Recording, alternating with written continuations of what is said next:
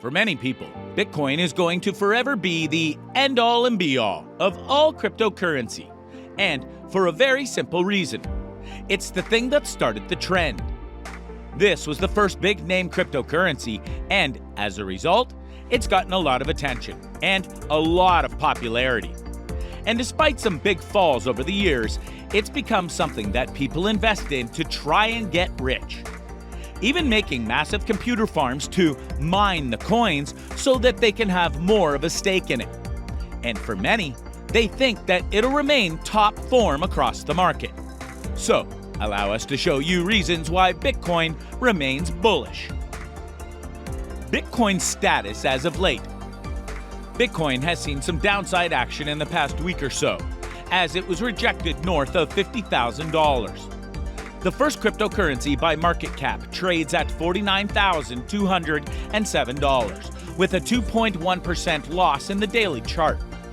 BTC moving sideways after rejection at $50K in the daily chart.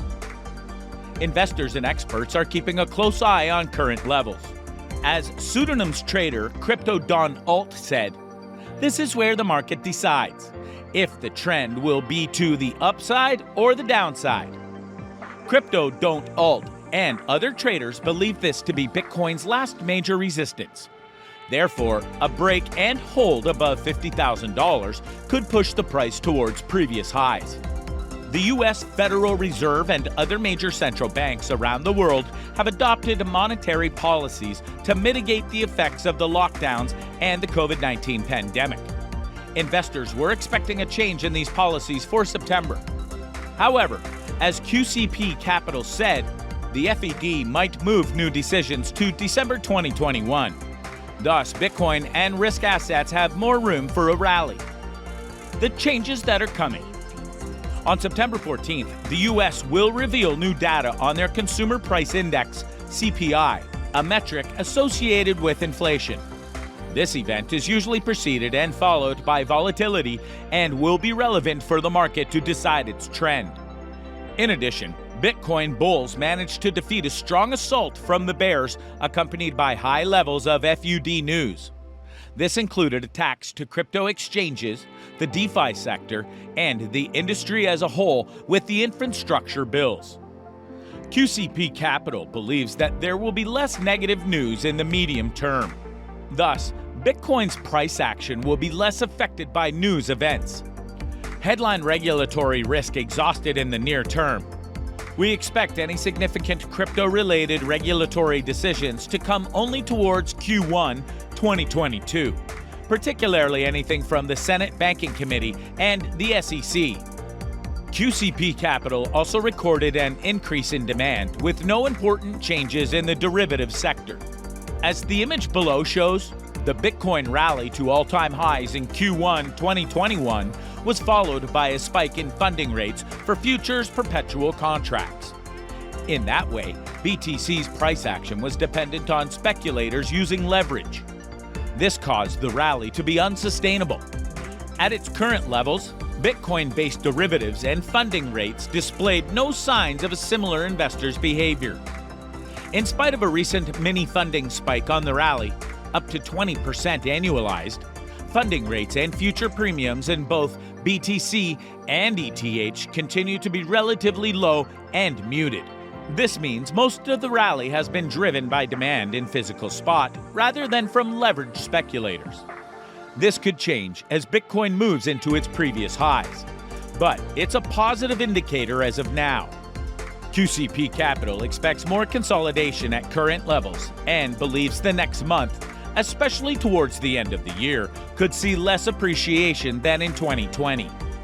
But given all these reasons, some might have a questionable vision of the future of Bitcoin. And that's fair because this could be something that changes not because of investors, but who is investing and what's going on with the market at the time. Bitcoin equals digital gold. The simplest scenario. Peter McCormick, host of the podcast What Bitcoin Did, considers this the trends continue scenario. It's pretty much a certainty or very much a high probability, he predicts. Bitcoin really just carries on what it's doing. More people adopt it, and the network grows in value. We'd see Bitcoin in pension funds, Bitcoin in sovereign wealth funds, and potentially Bitcoin on government balance sheets. Bitcoin's market cap eclipses that of gold. But price is only part of the story. Isaiah Jackson, author of Bitcoin and Black America, suggests that in this scenario, Bitcoin can help narrow the wealth gap. 25% of the black community is unbanked in the US, says Jackson, adding that when money is stashed under the mattress, lower-income communities are disproportionately hurt by inflation. Inflation is not born evenly, he says. Inflation kills, literally. This is why Jackson hosts regular webinars with black financial groups, spreading a message of financial empowerment through Bitcoin. Alex Gladstein, Chief Strategy Officer of the Human Rights Foundation, believes this scenario alone would be a win. Today, there are 130 million account holders of Bitcoin, and he thinks that by 2030, the total could swell to 1 billion. People think that for Bitcoin to succeed, you have to buy a cup of coffee with it, says Gladstein. That's a misconception. You do not need to buy a coffee with Bitcoin for it to succeed. Thank goodness. But while this is a fair assumption of things to come, there are some opposites to this based on what other parts of the world are doing right now. Strangled by regulation. Nigeria and India are cracking down on Bitcoin. What if the rest of the world does the same? Jason Williams, author of Hard Money You Can't F With: Why Bitcoin Will Be the Next Global Reserve Currency, argues that when countries have tried to put the kibosh on cryptocurrencies, it never really sticks. When India outlaws crypto, you just go to another country, he says. The world is fluid, and it's easy to bring your crypto business elsewhere. Prohibitions do not work, says Jackson, who thinks that if Bitcoin is banned in the US, for example, that would make it even more scarce, potentially causing an increase in demand and therefore price. See also 1920s era prohibition or the war on drugs. And yet, perhaps it's true that regulatory attempts by individual nations are doomed to backfire. But there is one specific scenario that gives even Williams a mega bull, a moment of pause. Unified global regulation, he says. That's the greatest risk. If the world leaders gather to create a unified policy on crypto, like the Paris Climate Agreement, and all agree to smack it down with draconian measures, then that impact could be devastating.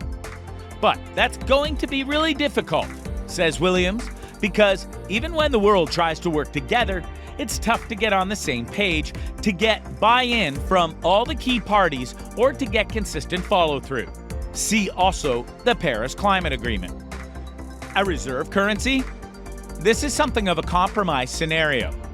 A lot of people have a hard time wrapping their head around Bitcoin becoming the global reserve currency, says Anthony Pompolino, or Pomp as he's widely known in crypto circles, adding, but they see it as a much more viable path to simply be the reserve currency of the internet. When you buy anything over the internet, says Pomp, from a user experience, the underlying currency doesn't really make a difference. You click a button, or you scan a QR code. The currency is irrelevant, whether it's dollars, RMB, or Bitcoin, or anything else. It's still the same user experience, says Pomp, adding that the internet has less transaction friction. But that's not necessarily the case in the analog world. Clicking to buy a book on Amazon is one thing. Buying a slice of pizza is something else. So Bitcoin could evolve into the internet's natural currency. When you use something that has finite settlement like Bitcoin, it allows for geographic agnostic commerce in a digital environment, Pomp says. That would give local merchants some added upside, global customers. Since most merchants are already pivoting to reach a more global audience, Pomp says embracing Bitcoin would help them skate where the puck is going. The future of Bitcoin. The great irony is that regardless of the scenarios predicted, there is no one who can truly know where the future of Bitcoin is headed. Many said it would never be a thing. They were wrong. Others said it would be the biggest thing around by now. They were wrong.